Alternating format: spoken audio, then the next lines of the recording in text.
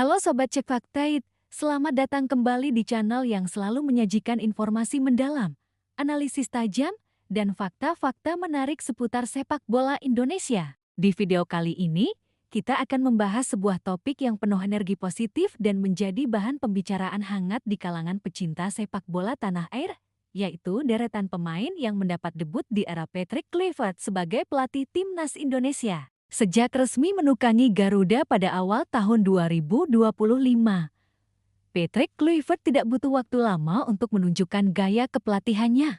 Salah satu langkah nyata yang ia lakukan adalah memberikan kesempatan debut kepada sejumlah pemain baru. Bukan hanya satu atau dua, tetapi sudah ada 7 pemain yang merasakan debut bersama timnas senior di bawah asuhannya. Mereka adalah All Romney, Dean James, Joey Pelupes, Omolodero, Beckham Putra, Morozil Cetra, dan Miliano Jonathans. Nama-nama ini bukan hanya deretan pemain baru, tetapi simbol dari arah baru timnas Indonesia, lebih segar, lebih berlapis, dan lebih berani.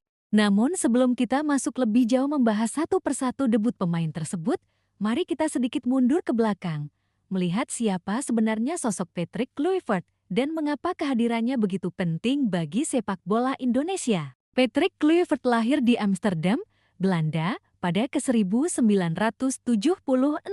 Sebagai pemain, ia adalah striker legendaris yang pernah menjadi andalan Ajax Amsterdam, AC Milan, Barcelona, dan tentu saja timnas Belanda. Dengan tubuh jangkung, insting tajam, dan teknik yang mumpuni, Kluivert mencetak banyak gol penting di level klub maupun internasional. Salah satu momen paling diingat publik adalah gol sundulannya ke gawang Brasil di semifinal Piala Dunia 1998 yang membuat Belanda memaksa laga dilanjutkan ke adu penalti. Meski Belanda akhirnya gagal melaju ke final, nama Kluivert tetap tercatat sebagai salah satu striker terbaik yang pernah dimiliki negeri kincir angin. Setelah gantung sepatu, Kluivert berkarier di dunia kepelatihan. Ia pernah menjadi asisten pelatih timnas Belanda, bekerja di akademi muda, hingga menangani klub-klub di Eropa.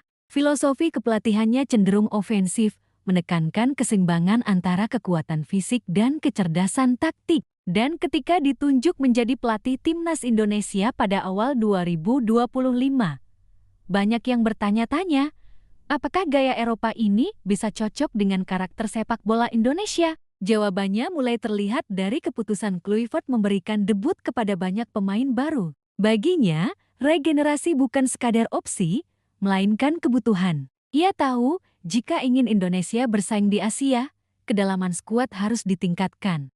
Dan cara terbaik adalah dengan memberi kesempatan kepada pemain-pemain baru untuk membuktikan diri. Mari kita bahas satu persatu debut yang sudah terjadi di era Kluivert. Debut pertama yang mencuri perhatian datang dari All Romney. Pada 20 Maret tahun 2025, Indonesia bertandang ke Sydney menghadapi Australia dalam laga persahabatan. Romney langsung dimainkan penuh 90 menit. Bagi banyak pemain, debut biasanya penuh rasa gugup. Namun bagi Romney, debut itu menjadi panggung untuk unjuk gigi. Ia bukan hanya tampil percaya diri, tetapi juga berhasil mencetak gol.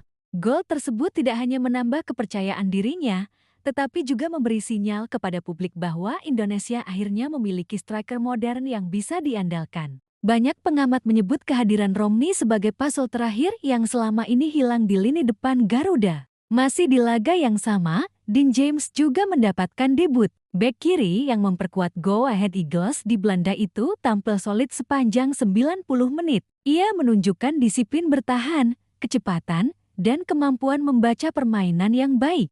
Posisi bek kiri selama ini sering menjadi perdebatan di timnas Indonesia karena minimnya pemain yang benar-benar konsisten. Dengan debut Dean James, publik akhirnya melihat harapan baru. Kehadirannya membuat sisi kiri pertahanan Garuda terlihat lebih stabil, bahkan ketika menghadapi gempuran cepat dari pemain-pemain Australia. 5 hari berselang, tepatnya pada 25 Maret tahun 2025, Indonesia menghadapi Bahrain di Jakarta. Pada laga itu, Joey Pelupes mendapat giliran debut. Gelandang berpengalaman ini langsung diturunkan sejak menit pertama. Selama 90 menit, Joey menunjukkan kelasnya. Ia mampu mengatur ritme permainan, menjadi penghubung antara lini belakang dan lini serang, serta menjaga keseimbangan di tengah lapangan. Dengan pengalaman panjangnya bermain di Eropa, Joey membawa ketenangan yang sangat dibutuhkan timnas Indonesia. Banyak penggemar menilai debut Joey adalah bukti nyata bahwa pemain dengan kecerdasan taktik bisa membuat permainan Garuda lebih terorganisir. Debut besar berikutnya datang pada 5 Juni tahun 2025 ketika Indonesia menjamu Tiongkok di Stadion Utama Gelora Bung Karno. Pada laga ini, publik akhirnya melihat penampilan perdana Imel Odero, kiper yang berkarir di Serie A Italia bersama Cremonese. Imel tampil penuh selama 90 menit dan mencatat clean sheet alias tidak kebobolan. Debut dengan clean sheet melawan tim sekelas Tiongkok jelas bukan hal biasa. Imel menunjukkan refleks cepat, positioning bagus, dan kepemimpinan di bawah Mister. Dengan kehadiran Imel, persaingan di posisi kiper menjadi semakin ketat. Indonesia kini punya kiper berkelas Eropa yang bisa diandalkan dalam laga-laga besar. Pada laga yang sama, Beckham Putra, gelandang muda Persib Bandung, juga menjalani debutnya. Masuk dari bangku cadangan pada menit ke-74, Beckham bermain sekitar 15 menit lebih. Meski sebentar, ia berhasil memberikan energi segar. Beckham berani menekan pertahanan Tiongkok, berani duel, dan tidak terlihat canggung meski level lawan cukup tinggi. Debut ini sangat penting bagi Beckham karena menjadi batu loncatan untuk karirnya. Ia kini tahu bagaimana rasanya bermain di level internasional, dan pengalaman itu bisa memacunya untuk bekerja lebih keras lagi.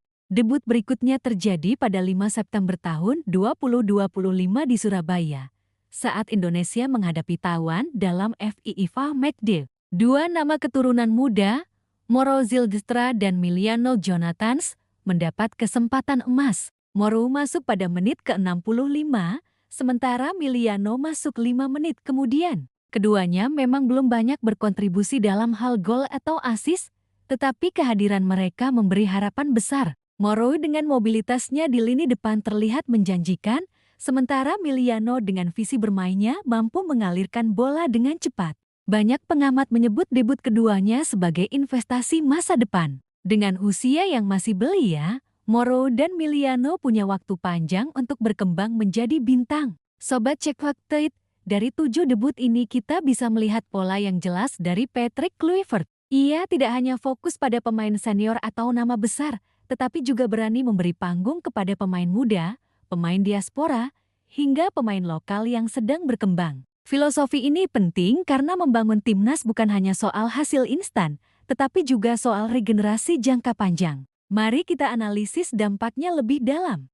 Dari sisi lini depan, debut Awal Romney memberi Indonesia striker modern yang selama ini dinantikan. Dari sisi pertahanan, debut Dean James memperkuat bek kiri yang rawan. Dari sisi lini tengah, debut Joey Pelupas memberi kontrol, sementara Beckham memberi energi muda. Dari sisi penjaga gawang, Imel Odero menghadirkan standar baru dengan clean sheet di laga debut. Dan dari sisi masa depan, Moro Zylstra serta Miliano Jonathans menjadi tabungan jangka panjang. Artinya, Kluivert sedang membangun skuad yang lengkap di semua lini.